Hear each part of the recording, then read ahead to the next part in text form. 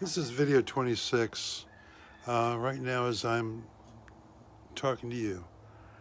We're going through a tremendous era of turbulence and heartbreak, in my opinion.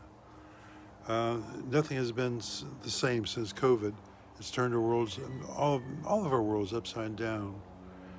Today, I look at the events that are going on politically and environmentally and through our educational system just being torn apart, and we're being dumbed down as a human society and as Americans. If I had to ask one question, if I ask you what the three branches of government are, how would you answer that question?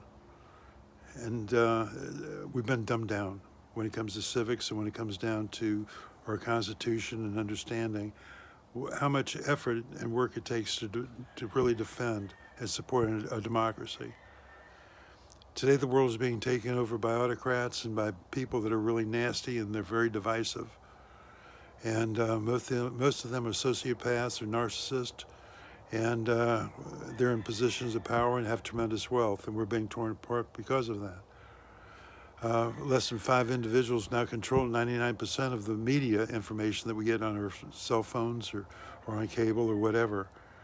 And it's all been watered down and is very biased. It's hard to find a reliable source or resource for information today.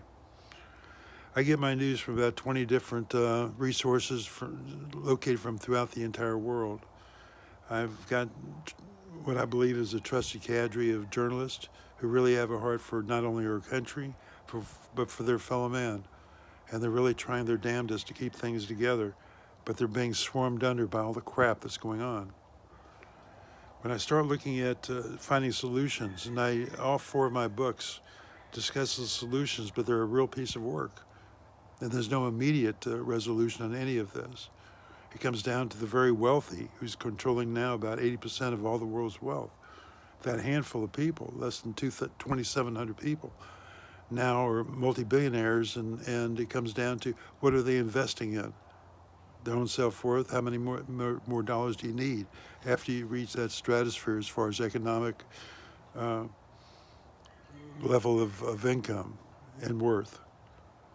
Today it's going to take all of us coming together as human beings. And I don't care what your religion is. I don't care if you're a true believer or an agnostic or an atheist. You've got to understand that we're coming apart and we're self-devising our own self-annihilation and destruction if we're not careful. I look at all the beauty and I look at all the wonderful things that are still happening in this world. And we're very fortunate to have a creator that loves us tremendously. I try to put myself into God's shoes at times as a human being. And it's kind of a neat transference. What would you do if you were in God's shoes when dealing with us? Today, AI, politics, money, stupidity, they're just tearing apart of the fabric of all the safeguards that we've had, protecting the average person, the average American, the average American citizen. They're all being torn asunder. And it breaks my heart to see what's happening today. But on the lighter note, I see the potential of us coming out of this abyss and really getting our act together. But it comes down to, it starts with you. And it comes down to you developing with the full commitment of really believing that we do have a creator and that you're willing to submit to the guidance and direction and through prayer. Use the serenity prayer.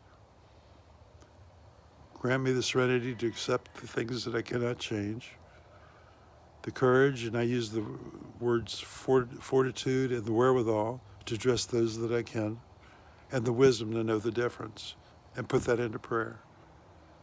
Take all your concerns, take all your troubles, take all the pain that you're going through, and lift it up in prayer, and ask for relief, and then follow as God leads.